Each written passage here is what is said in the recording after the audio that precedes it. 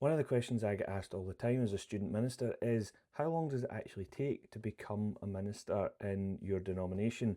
And the answer is really that depends on your own circumstances and your own experience. But here is how long it's taken me.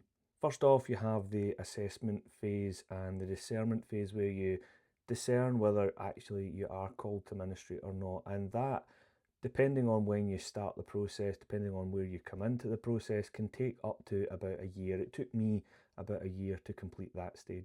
Once you get through assessment, then you have the bulk of your training, and that can be anywhere from 3 to 5 years long, depending again on when you come into it. For me, it's been 3 years, and in that 3 years, I've done 3 placements, I've been to 3 conferences, and I've spent 3 years studying at university all the subjects that I need to learn in order to be a fully qualified minister. The final stage before you can apply for your own parish is probation, and that is a 15-month stretch for everybody.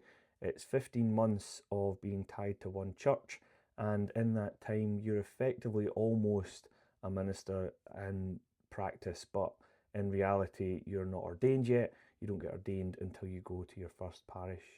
So, a year of assessment and discernment, 3 years of then training and study, and 15 months of probation sets things at just about 5.5 years to go through the whole process and reach the other end.